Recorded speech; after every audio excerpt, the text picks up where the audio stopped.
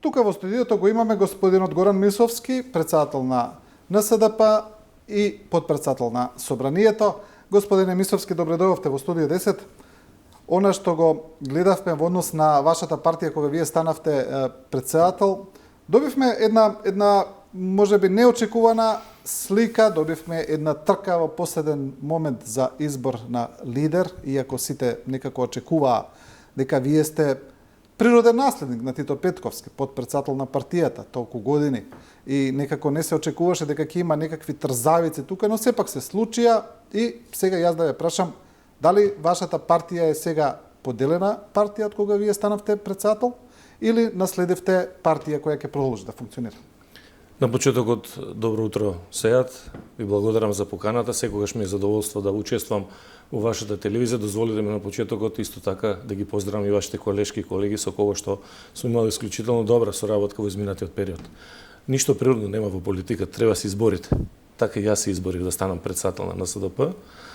Не, партијата не е поделена. Практично имавме едно случување кое што е веројатно условно кажано за жал и стандард во сите политички партии, особено во Република Северна Македонија. Она за што искажав задоволство на Конгресот на самиот почеток, тоа и вашата телевизија го пренесе, дека една помала политичка партија како што е НСДП им одржа лекција на сите партии, вклучително и на најголемите, и СДСМ и ВМРО, како на отворена сцена се бира председател на партијата. Инаку знаете, во сите партии кога заминува претходниот председател, има одредено лобирање, групирање, но тоа е се во рамките на она за кое што јас велам еден вид на нормалност. Најголемиот дел од делегатите, практично огромното мнозинство на делегатите, ја поддржаа мојата кандидатура и ме избраа за нов председател на НСДП. Така да директно да одговорам на вашето прашање и покрај одредени поделби, НСДП е сепак единствена. Да, но таму имаше со кандидатурата на Кристијан Трајковски за исто така за председател, исто така неочекувана кандидатура, не се очекуваше во јавноста. Имаше поделени мислења дали таму треба да има еден кандидат, дали треба два кандидати. Па прво неговата кандидатура беше одбиена, а и досегашниот претходниот председател на партијата, господинот Тито Петковски, рече дека статутот предвидува да има повеќе кандидати за избор на партија, но потоа се сведе само на еден кандидат. И на тој начин некако се проектираше дека таму има дефицит на демократски вредности. Не се работи за дефицит на демократски вредности, туку се работи на почитување на правилникот кој што сите го донесовме заеднички, вклучително и председателот Петковски, каде што процедурата за кандидатура започнува од општинските организации до извршниот одбор до централниот и централниот конечно го дава предлогот до Конгресот. Најголемиот дел од општинските организации ме предложија мене и јас да бидам единствен кандидат. Таа одлука ја потврди извршниот и ја потврди централниот одбор. Значи не се работи за недостаток на било каков демократски капацитет, заради тоа што делегатите на Конгресот имаат право согласно деловникот за работа да испочитуваат и само кандидирање на некој од 10 мои против кандидати, условно кажано, не само на Кристијан Трајковски. Да, но неговата кандидатура не помина и сепак се гласаше само за еден. Не, на самиот Конгрес се повлече тој. Добро, кажете ми во однос на... Инаку, еве да ве дополнам, бидејќи беше најавено дека мојот против кандидат, другар партиски, со кого што заедно сме градиле партијата, дека е можно да излезе со кандидатура на Конгресот, Одборот за подготовка отпечати графички дизајн и со ливчиња каде што името на Кристијан Трајковски стоеше. Имавме подготвено печатач. Тоа и го усогласивме еден ден пред одржувањето на Конгресот, Одборот за организирање на Конгресот, така да ние бевме спремни, ако Конгресот или делегатите одлучија дека ќе има повеќе кандидати, не само 2, 3 или повеќе, ние технички бевме подготвени тоа да го изведеме, но за жал после првото гласање за работното претседателство, кога се види атмосферата каква е во салата и каква поддршка добив јас од делегатите, Кристијан Трајковски се повлече и го напушти Конгресот. Има самиот Трајковски на некој начин не сакаше директно да одговори, бидејќи и тој беше во ова студио тогаш кога беше актуелно тоа, дали има притисоци за тоа кон него, не се изјасни во однос на тоа, имаше такви инсинуации во јавноста дека има некакви притисоци кон него од членството, дека се прави, но има и такви дека зад него всушност стои претходниот председател Тито Петковски. Имате ли вие такви информации? Видите, легитимно е председател во заминување да застане позади еден друг или трет кандидат. Тоа не е спорно. Важно е што Конгресот заврши, партијата е поединствена откако било кога до сега и ние продолжуваме со работа. Сега го свикав за во сабота Централниот одбор, кој што ќе се одржи во Струга. Ќе ги избереме подпредседателите, генералниот секретар, организацијскиот секретар, секретарот за меѓународна соработка, извршниот одбор и веднаш после тоа ќе заседава извршниот одбор и ќе почнеме со еден поинаков тип на функционирање на НСДП. Ќе бидеме повеќе присутни на терен, ќе работиме повеќе со членството, со општинските организации, така натака. Добро, следејќи овој развој на настани, се наметнува прашањето, вие во какви односи сте сега со Тито Петковски, во какви бевте, во добри односи се или не, бидејќи се случија сите овие турбуленции, на некој начин тоа индицира дека не сте баш во добри односи. Секогаш сме биле во добри и коректни односи. Заедно сме направиле партијата 17 години, заедно сме функционирале, сме поминале многу и добри и лоши моменти, така да немам никаков проблем во релациите односот со Тито Петковски. Тој ќе остане за нас човек кој што ја формирал партијата, икона во партијата, еден од ретките политичари кој што оставил позитивен впечаток на политичката сцена во Република Македонија, сега Република Северна Македонија, така да секогаш ќе биде од корис за давање одредени совети и секако има право и да не критикува. Добро, зошто на крај тие турбуленции, зошто тогаш така сето тоа заврши? Знаете како сега, во политичката битка се е возможно. Се е возможно. Да, доредно некако остави една лоша слика за партијата некако во тие моменти. Секогаш бев на ставот дека Тито Петковски треба достоинствено да се замине од политиката и ќе го почитувам тој став. Добро, има уште една работа во однос на партијата. Има критики, па сега за вас, дека на некој начин премногу ја приближувате партијата кон СДСМ, дека ја одземате независноста на партијата на некој начин, таа слика која се создава за НСДП, таа судбина делиме сите помали партии. Предолгото коалицирање, кое што практично е последица на изборниот модел, можеби дава таков впечаток, но сепак ние сме партија со автентична политика. Ние докажавме во минатото дека како партијто како знаеме да се справуваме со одредени предизвици пред кои што се наоѓала државата, но исто така сме знаеле да бидеме корективен и достоен партнер во владината коалиција. Тоа сме го покажали во минатото и гледате дека и сега го покажуваме. НСДП е впрочем и добро позиционирана. Јас сум подпредседател на Собранието, мојата колешка Сонја Мираковска е председател на Комисијата за политички систем. Имаме неколку позиции во извршната власт, имаме заменик министер во владата за економија, имаме заменик генерален секретар во Собранието. Така да се согласувам со вас, заради изборниот модел се доаѓа до таков впечаток, но сепак тврдам дека НСДП си има своја автентична политика. Да, и е препознатлива, особено со нашите настапи во Собранието. Учествувавме во сите процеси во изминатиот период, кои повеќе ќе говорам за турбулентните процеси во делот кога нели се боревме против режимот на Груевски и промената на власта на ВМРО ДПМН. Да, но има други партии исто така кои се дел од коалицијата, помали партии.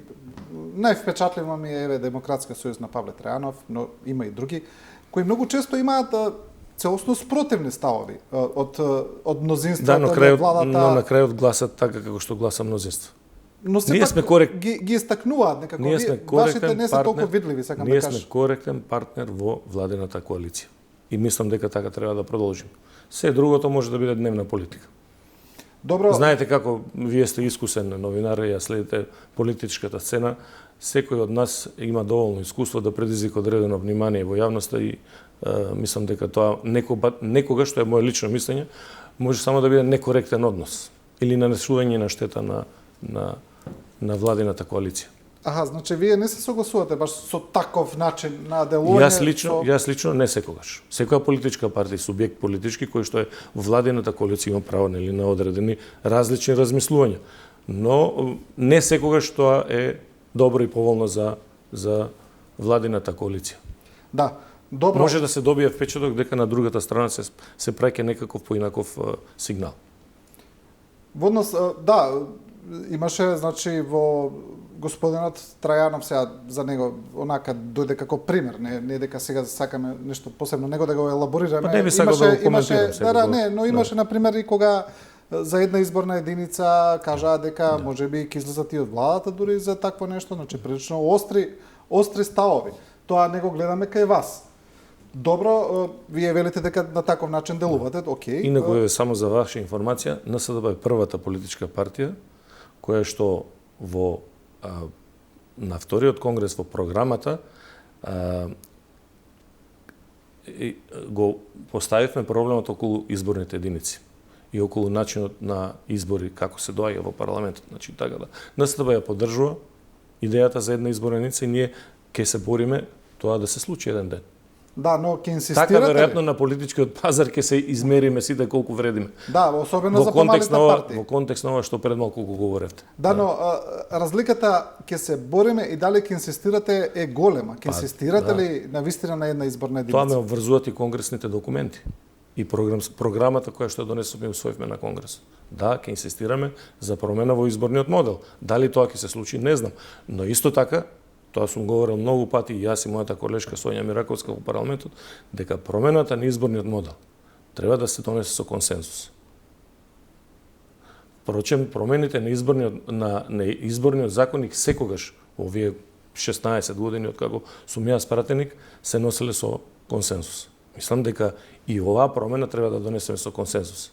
Да, добро, ќе зборуваме за избори, секако сакам уште малку за собранието. Друга работа која привлече внимание кај вас е додека се случуваше оној скандал со Талат Џафери, со она аудио снимка која протече. Вашиот став во однос на тоа беше прилично интересно пренесен во јавноста, дека вие на некој начин застанавте во одбрана на Талат Џафери. Да, јас стојам во одбрана на Џафери и стојам позади изјавата и ќе ви кажам зошто. Ќе направиме една мала ретроспектива. Каде беше собранието на Република Северна Македонија, тогаш Република Македонија 2017 година, каде сме сега? Знаете дека политичката партија ВМРО-ДПМН организираше упад во собранието. Мотивот беше да се ликвидираат претениците, се со цел да се задржи власта, без да се направи било каков обид од нивна страна за мирно примопредавање на власта. Каде бевме тогаш, каде сме сега? Со менаџирањето на Талат Џафери како председател, ние неколку подпредседатели во изминат период, генералната секретарка, заменици генерални секретари, дојдевме во ситуација 3 последователни извештаи на Европската комисија за напредокот на Република Северна Македонија, собранието да биде оценето со највисока оценка. Тоа е првата работа. Втората работа. Председател Џафери беше истраен во желбата, тоа што со години сме го посакувале, но не сме наоѓале разбирање во владата на Груевски, да обезбедиме финансиска независност на собранието. Тој тоа го успеа. Успеавме да обезбедиме независна собраниска служба и покачивме платите од 20%. Знаете како? Собранието е сега посакувана институција за вработување. Да, но знаете така како... Каде бевме и каде сме, мислам дека дел од тој успех најмногу е на председател Џафери. Ова што го кажувате, вие е во ред, да речеме, доколку е тоа навистина така, не навлегувам во тие оценки, но... Не затоа што сега тоа јас го тврдам, затоа што тоа го пишува во извештаите на Европската Унија. Да, во ред... За напредокот на Република Северна Македонија. Во делот на собранието имаме највисоки оценки, 3 последователни. Затоа правам споредба каде бевме 2017 година, каде сме сега. Тоа е во ред, но дали тоа ви дава право на вас карт бланш по тоа да правите што сакате? Бидејќи без разлика на сето ова, и сето ова што го кажете да е 100% точно. Јас не се изјаснив дека имаме карт бланш за да правиме што сакаме. Туку на вистина правиме тоа што е од интерес на граѓаните. Па не, собранието да функционира и функционира онака како што долекува. Вашата теза, знаете што кажува, бидејќи председателот на собранието господин Џафери е успешен во тоа што го Така е. работи, тој тогаш има право да ги пцуе службениците Не. и никому ништо. Не. Бидејќи е успешен во тоа што го работи. Знаете, На некој начин тоа е вашето оправдување. И Талат Џафери, како Горан Мисовски, како Сејад Ризвановиќ, како било кој од нас кои што функционираме во политика, прачен тој е човек од крв и месо. Веројатно некогаш и луѓето што се занимаваат политика знаат да погрешат. Но тоа не е причина да го квалификуваме онака како што тоа го прави опозицијата. Јас тврдам дека Талат Џафери има најмногу постигнато во делот на функционирање на собранието од осамостојањето до денес.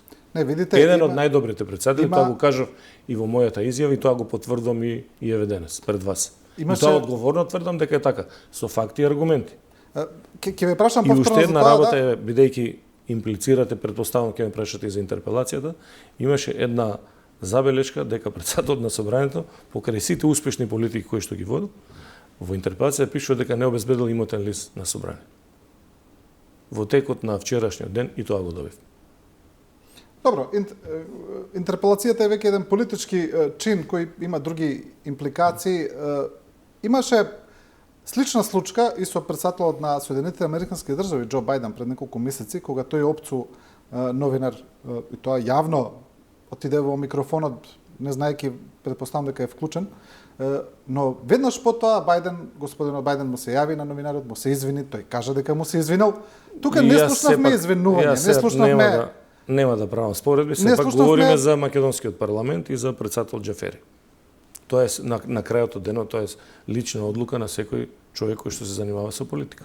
Јас тврдам дека Талат Џафери е успешен председател на собранието. Ова е исто така интересно што го кажавте дека е најуспешен и тоа исто така ви го замерија. Кажав, еден од најуспешните. А еден од најуспешните сметате дека е поуспешен и од Тито Петковски? Секој- Тоа беше Знаете прашањето. како, секој председател во својот мандат имал одредени успеси. На некого имал и одредени забелешки.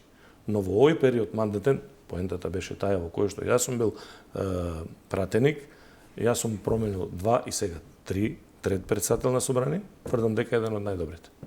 А во однос на вашиот Тито Петковски бил препознатлив председател на собранието, немам никаква забелешка за неговото работење. Јас кажав и пред малку, тој е икона во партијата, тој е еден од ретките политичари кој што оставил впечаток позитивен на политичката сцена. Да, во однос на интерпелацијата која вие ја спомнавте како политички инструмент, тука па имаше некои критики од страна на некои експерти за опозицијата дека греши што оди со интерпелација, бидејќи е повеќе од известно дека таа не може да помине поради мнозинството во собранието, дека имаше други собраницки механизми кои требаше да се бори со нив на некој начин да го санкционира однесувањето на Џафери, кои би дале една подобра морална подршка во тој поглед, сатисфакција некаква би добиле, отколку интерпелација која не може да помине. Знаеме дека не може и дека тоа ќе биде само циркус за јавност. Јас би бил еден чекор понапред од вас. Не само што не може, не треба да помине. Не, сега зборуваме за политичка стратегија, интерпелација за некој кој што успешно се обавува работа. Инаку тоа е легитимен чин и потек на опозицијата. Тоа е предвидено со деловникот, така да јас немам ништо против што опозиција поднесе интерпелација. Но наодите во интерпелацијата за неговото работење апсолутно се неточи. Од првиот до последниот. Тоа е повеќе мотив на ВМРО ДПМ да го сврти вниманието од одредени случаи внатре во партијата. Вие гледате дека пред известно време судот донесе пресуда со која што го одзема имотот на ВМРО ДПМ. Знаете како во една држава за кој што не критикуваат во делот на економските политики. Велат во една од најсиромашните држави во Европа да имате политичка партија ВМРО ДПМ која што е најбогата партија во Европа. Апсолутно едното со другото е неспојиво, нема логика. Така да тоа е еден од обидите на ВМРО ДПМ да направи класичен дефокус. Добро, сметате ли дека тајмингот на таа пресуда кој се случува сега во ЕК на барањето на ВМРО ДПМ за предвремени избори, притисоци врз собранието, активна блокада и така натаму, е еден својден притисок врз партијата на некој начин се обидува партијата да се Не уцени се со ова. согласувам со вас дека е притисок, тоа е сепак одлука на судот, нема да ја коментирам, но за состојбите во ВМРО ДПМН, начинот како е стекнат, како се дошло до тоа богатство, имавте можност и вие да видите и сите граѓани преку проектот Вистината за Македонија, така да мислам дека се работи за класичен дефокус. Но притисок претпоставам дека не се работи за притисок, заради тоа што не би сакал да коментирам судски одлуки. Но знаете, 5 години помина од тогаш од тие моменти Тие се и многу од тие сложени, објави тешки процеси и промена и на токму адвокати. сега дојде таа пресуда. Бегање од сведоци, нарочишта и така натака и така натака. Сложен е, претпоставам тој процес, не знам, не сум експерт за судството, но претпоставам дека е тој процес посложен од колку што тоа ние може да го разбереме. Добро, во самото Во собрание секој случај, одлуката е јасна и прецизна на судот, по мене јас така ја читам, дека имотот на ВМРО ДПМН, со кој што е во вредност од околу 60 милиони евра, е стекнат на крајно незаконит и нечесен начин. судската одлука е таква, да. Судската одлука, јас говорам за судската одлука. Партијата сега има право на жалба пред апелација, ќе видиме како на тоа ќе крајот од заврши. денот, нели, Уставот вели така дека сите се невини додека не се докаже спротивното. Да, Тоа ВМРО е презумпција на ДПМН невиност. во собранието спроведува активна блокада. Како е сега функционирали собранието со таа активна блокада? Има ли разлика од претходното делување на партијата, бидејќи и опозицијата и претходно спроведуваше разни форми на филибастеринг, на блокирање на работа на собраниските тела? Сега мене тоа повеќе ми личи на еден вид на безидејност, како да функционира опозицијата во собранието, бидејќи 10 години сум бил во опозиција и точно знам како сме функционирале, ама можам одговорно на тебе и на твоите гледачи да потврдам дека додека сум бил јас во опозиција тие 10 години, ниту еден проект кој што бил од општествен интерес не сме го кочили. Ниту со амандмани, ниту со филибастери. Скидам само еден пример. Откако почна Република Македонија, сега Република Северна Македонија, да испраќа мировни војници во мировните мисии, сме имале општ консенсус помеѓу власта и опозицијата. На фаст тракинг поминувале тие предлози во собранието, да, еве сега за прв пат после 17 години, 16 години, колку сум во собранието, се случува еден филибастеринг за нешто за што имаме општ консенсус. Нешто за што сме се договорили дека за мировните мисии и едната и другата страна, и власта и опозицијата имаат идентичен став. И за едната и за втората мисија се пријавија околу 30 претеници. Филибастеринг за нешто за што имаме консензус дека треба да поминува. И едногласно поминувал секогаш во собранието. Добро, но сега, дали со оваа активна блокада имаме различна ситуација во собранието? Дали собранието е дополнително блокирано? Ќе бидам многу директен. После неуспешното селфи на Кристијан Мисковски, дека има обезбедено ново парламентарно мнозинство, мораше условно кажано да продаде нешто на неговите членови. Ново парламентарно мнозинство не се случи и нема да се случи во иднина. Ке имаме редовни избори 2024 година, мораше да се скрене вниманието на членовите дека еве само што не се случило повторно обид за ново парламентарно мнозинство и во тој правец се гледам ова безсмислена активна блокада. Сакате да кажете дека нема голема разлика од претходното делување? Нема никаква разлика. И тогаш одредени законски проекти беа закочени, беа блокирани со амандмани, со филибастер, исто да го прават и сега. Нема никаква разлика. Она што Но и покрај се сакам да кажам дека во овој период два мандата како сум подпредседател на собранието, сепак со мнозинство од 62 пратеника во минатиот состав и сега 64, сепак успеавме некаде околу 1000 точки да ги поминеме како парламентарно мнозинство, некогаш да, и со поддршка на опозицијата, од кои 1000 точки сигурно се некаде околу 600-700 закони, така да има околу 100 точки кои што се закочени, дел се закочени и од опозицијата, но собранието сепак функционираше. Сакам една Еве, мала... ќе ви дадам само еден мал Да. пример уште еднаш, во делот на активната блокада. Исплатата на субвенциите за тутунарите дотичеше 4 месеци само од инатот на ВМРО ДПМН. Председателот на комисијата не закажуваше седница и законот со мала техничка измена не можеше да помине. Тутунарите субвенциите ги добија 4 месеци подоцна само ради активната блокада на ВМРО ДПМН. Затоа велам, во овој момент се работи за една безидејна состојба на ВМРО ДПМН во функционирањето на на ВМРО ДПМН во собранието. Сакам само една мала дигресија да направам за ова што го кажавте, дека вие никогаш, мислам, вие како сегашна конституција на власт, кога сте биле во опозиција, не сте блокирале закони кои се од општествен интерес. Па тука се сетив на 24 декември ли беше црниот понеделник, кој се повеќе и повеќе го забораваме, некако и го заборавивме целосно, иако таму имавме и една оценка дека е прекршен уставот и признавање тогаш од ВМРО ДПМН дека е прекршен уставот, но многу зборуваме за крвавиот четврток, за последиците, имаме низа на судски процеси, но тој црн понеделник целосно го заборави. И законски, судски и секако. Тој црн понеделник или 24 декември 2012 година никогаш нема да го заборавам, претпоставам и вие не треба да го заборавите заради тоа. Да, но институциите го заборавија, да. Знаете заради тоа што на тој црн понеделник повторно во режија на извршниот комитет на ВМРО ДПМН, практично претениците и представници на медиумите бевме исфрлени од пленарната сала, зашто и вие поведовте постапка во судот во Страсбург за нарушување на човековите права и претходниот председател на собранието од редовите на ВМРО ДПМН има единствена пресуда во Европа, како председател на собрание, кој што судот во Страсбург пресудил дека ги нарушил човековите права.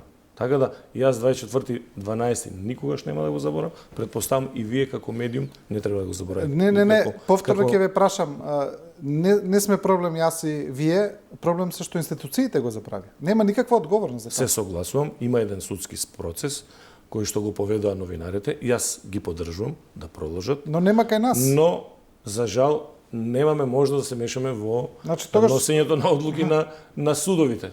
Да, нема одлуки на судовите, нема ни процес за тоа за да има одлуки, да. Обвинителството ништо не направи за тоа. Покренавте една иницијатива. Не, тоа е друго, тоа е за новинарите кои беа избркани од галеријата, но зборувам за самиот чин. Добро, да се вратиме повторно на барањето на опозицијата за превремени избори. Се случи во саботата и тој митинг на ВМРО ДПМН, каде што повторно се повторија тие пораки, значи опозицијата останува цврсто на тој став, дека на земјата се потребни предвремени избори и велат дека доколку во текот на летото не се донесе таа одлука, тие ќе применат веќе целосна блокада на институциите доколку не се случи тоа. Прво, е легитимно опозицијата да бара избори. Тоа сме го правеле ние 10 години, јас се сеќавам. Сме правеле многу митинзи, така да на Мицковски ништо друго не му останува освен да бара предвремени избори. Ви кажав и зошто. Откако му пропадна идејата за ново парламентарно мнозинство и особено после одлуката на судот за заплена на имотот во вредност од 60 милиони, мора нешто да испорача на неговото членство. Се работи за класичен партиски митинг, сме имале ние такви митинзи, на кој што немаше некоја посебна енергија, немаше веројатно Мицковски се обиде да го тестира Скопје, бидејќи има градоначалничка која што не секогаш во делот на функционирањето е во корелација со одлуките на ВМРО ДПМН и раководството на ВМРО ДПМН.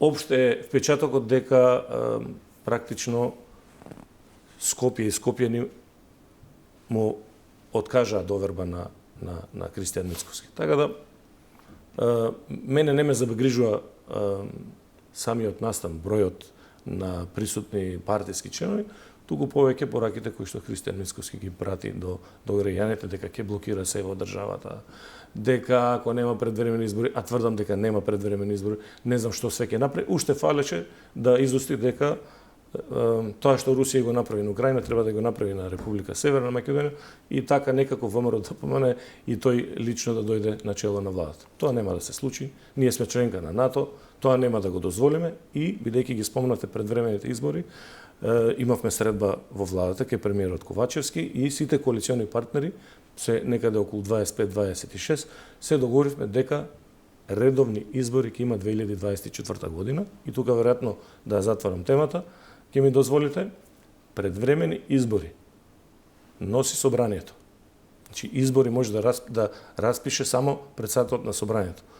Во услови кога 61 пратеник ќе го распушти собранието. Ќе гласа за предвремени избори. До овој момент од страна на ВМРО ДПМН немаме поднесена иницијатива за распуштање на собранието. Да, добро, но се работи за празна реторика и желба за посебно позиционирање пред членовите кои што очигледно му откажуваат доверба. Знаете, вие со месеци да ја лажете јавноста и членството дека ќе обезбедите ново парламентарно мнозинство. Впрочем, и вчера во вашата емисија Христијан Мицковски, ако добро забележав, повторно спомна дека се многу близко до ново парламентарно мнозинство. Да. Еве јавно да му одговорам дека тоа не може да се случи. Да. Владината коалиција е стабилна, имаме 64 пратеници и ќе продолжиме да функционираме до 2024 година, кога ќе бидат редовните претседателски и парламентарни избори. Сакам само уште една работа за митингот, бидејќи ова што вие го кажавте на некој начин, гледам дека тоа е ставот на власта на СДСМ од прв момент вела дека митингот бил неуспешен, немало многу народ, диаметрално спротивни се оценките, па на другата страна. Интересен ми беше коментарот на пратеничката на ВМРО ДПМН Гордана Силјановска, професорката Силјановска, дека овој митинг на некој начин го спореди со 8 септември, дека имаше и други кои многу го споредуваа и со оној 17 април, кога имаше тогашната опозиција голем митинг, велат невидена енергија до сега, најголем митинг. Колешката Гордана Силјановска исклучително ја почитувам, таа секогаш говори во собранието дека нема врска со партијата. ВМРО ДПМН дека не е член, така да немам некоја посебна забелешка. Жената има право да има свое мислење, така да. Добро. Немам причина зашто би го коментирал тоа што тоа јавно го изјави. Искрено да бидам, не сум го слушнал, но не сакав конкретно неа да ја коментираме, туку оценките дека се работи за еден навистина од најголемите митинзи одржан тука во земјава, со најголема енергија, со најсилни пораки. Знаете како раководството на ВМРО ДПМН и раководството на СДСМ и сите ние коалициони партнери и на СДСМ и на ВМРО ДПМН сме поминеле низ процес на митинзи многу години наназад, така да имаме искуство, знаеме да процениме.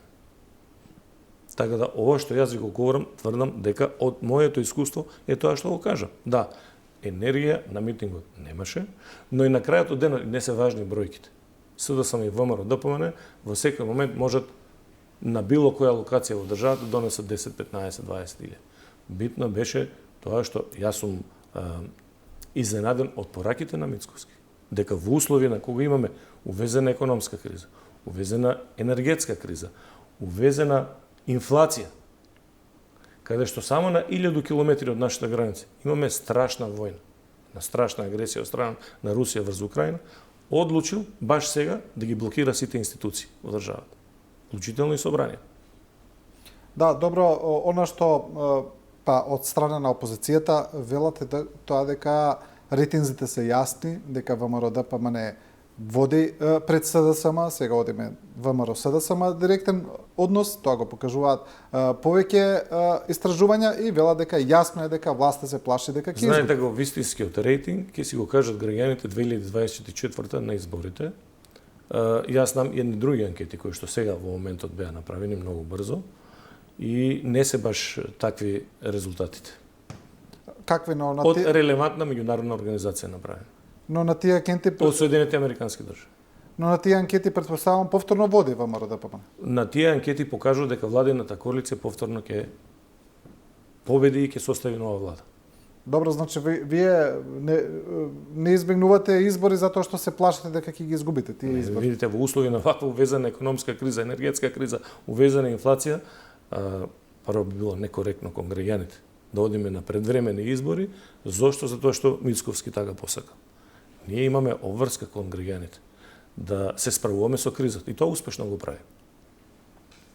Да, пред да разговараме уште за евроинтеграциите, сакам само уште една работа на собранието, многу е важно, а тоа е зборуваме за блокадите на опозицијата, за тоа дека таа блокира цело време, не само сега, но сепак има и доста критики на владеачкото мнозинство цело време, во овие, да речеме, 5 години од кога е на власт на некој начин СДСМ и коалицијата, дека собранието е прилично неефикасно.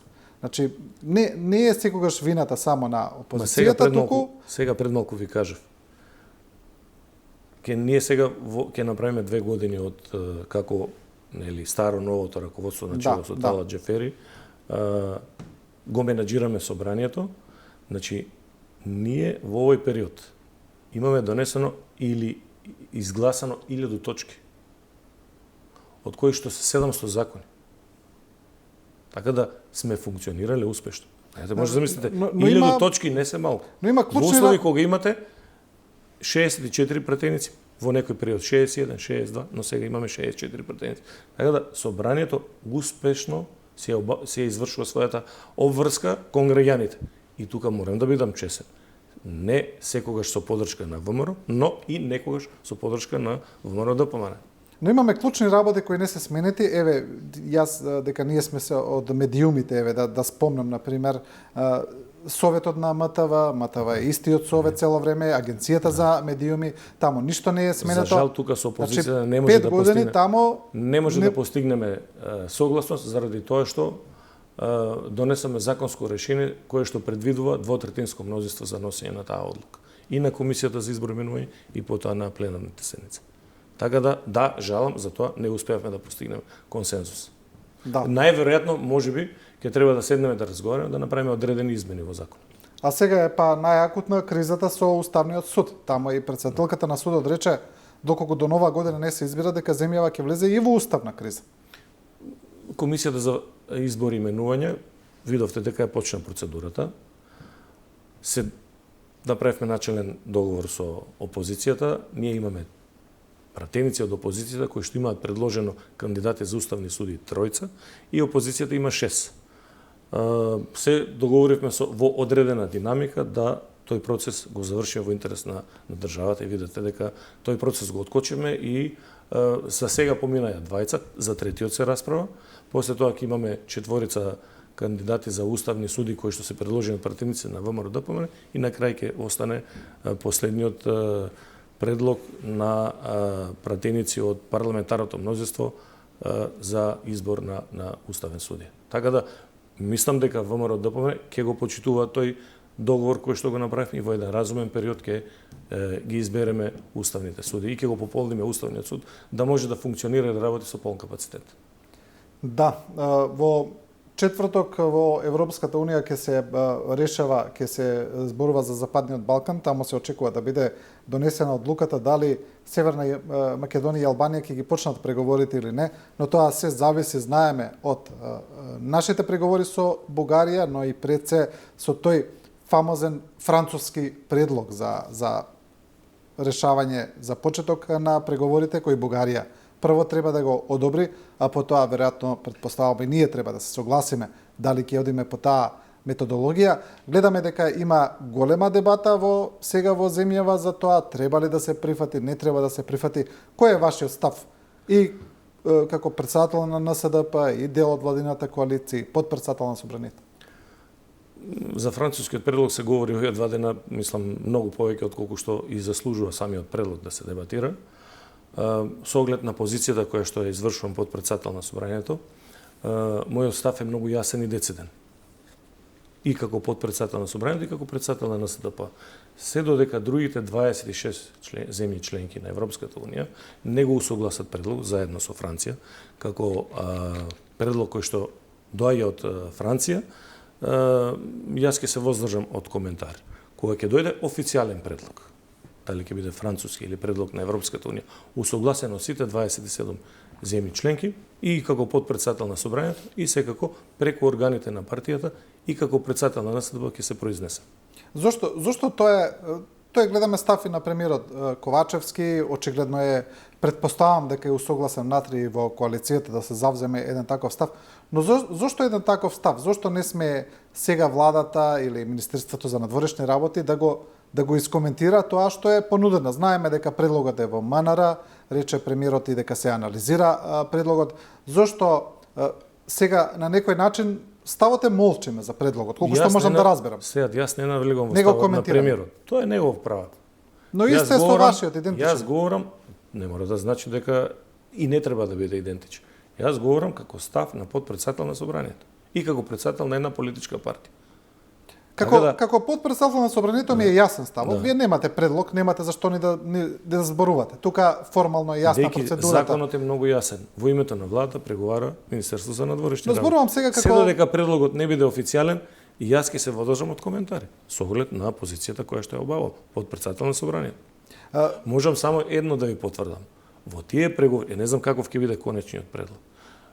Од аспект на Собранието можам само да ви потврдам дека Ако има интерес, Министерството за надворешни работи, владата, премиерот, некаква потреба за дебата во собрание, ние стоиме на услуга, така да нема никаков проблем да отвориме дебат. Дали тоа ќе биде во Комисијата за надворешна политика или ќе одиме на пленарна седница. Но ја слушнав изјавата на министерот за надворешни работи, се додека се држиме во рамките на декларацијата која што донесоме во собранието, а тоа е да не се преговара за идентитетските прашања, јазикот и македонскиот идентитет, мислам дека можеби нема потреба воопшто да таква дебата отвараме во собранието, но стоиме на позицијата заедно со претседателот дека ако има потреба и парламентот може да го вклучиме.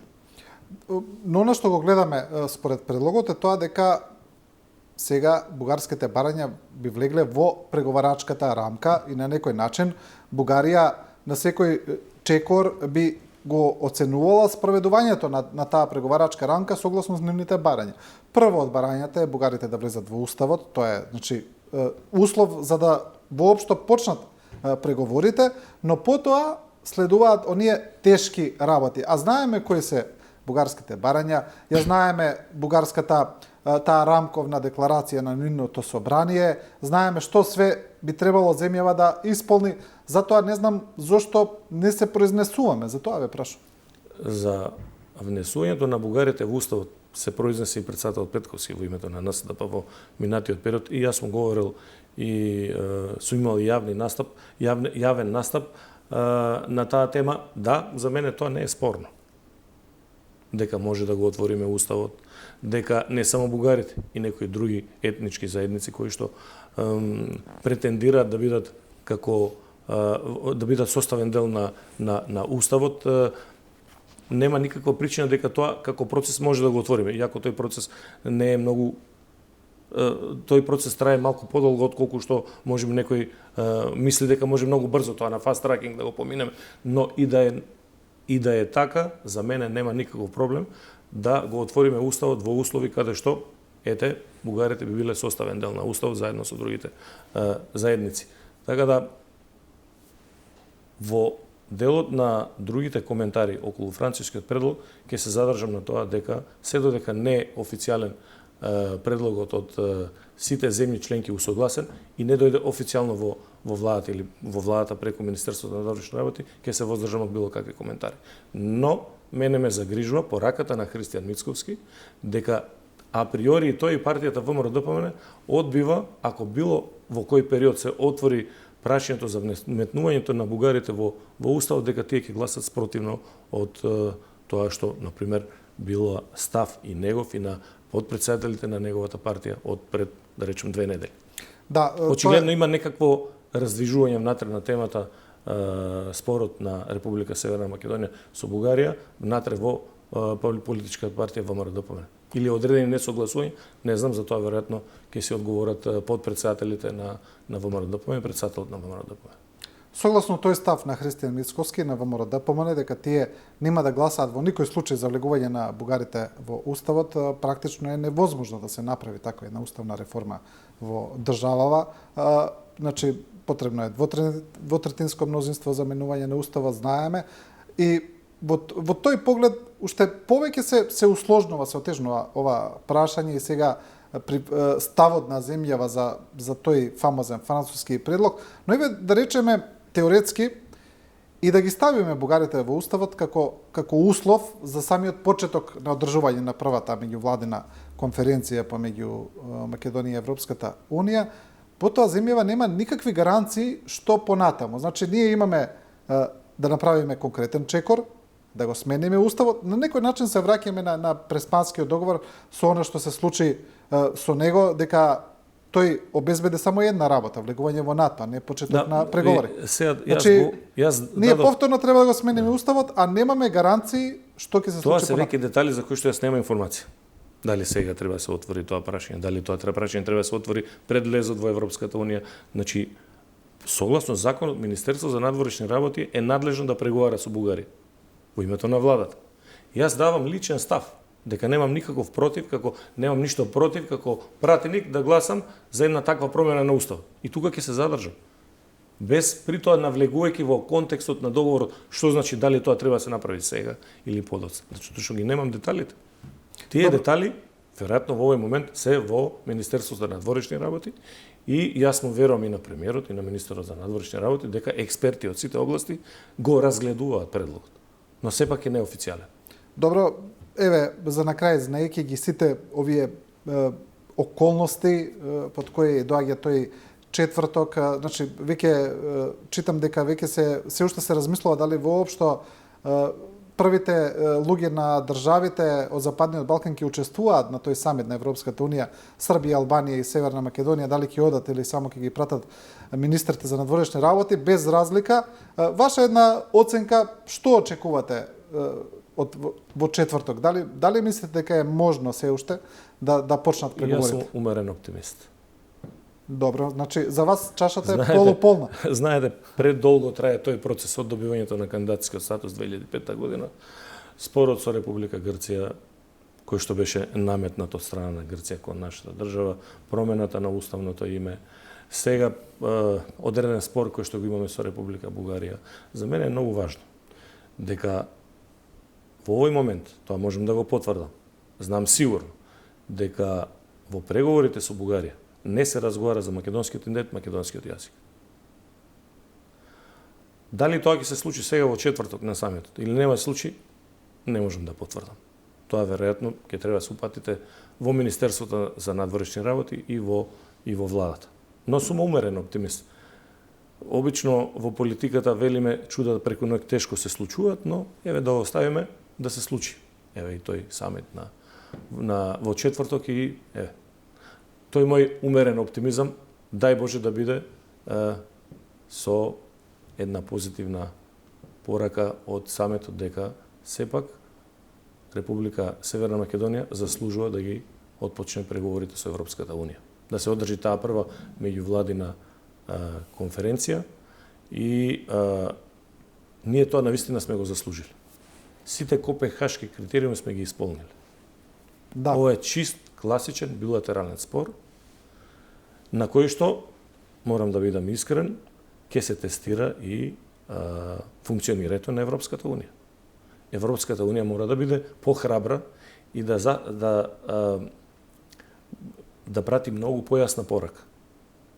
Што и како размислува со државите од Западниот Балкан. Ако се вратиме наназад години, Република Северна Македонија од добивањето на кандидатскиот статус 2005 година до денешен ден има најмногу усогласеност на законите во однос на другите земји членки аспиранти да бидат членки на Европската унија. Некаде околу 45-50% од законодавството веќе го имаме усогласено. Значи ние ги исполнуваме сите критериуми. Тоа го пишува во извештаите на Европската комисија за напредокот на Република Северна Македонија, дека Република Северна Македонија ги исполнува сите копенхашки критериуми. И ние сме спремни да ја отпочнеме таа прва меѓувладина конференција.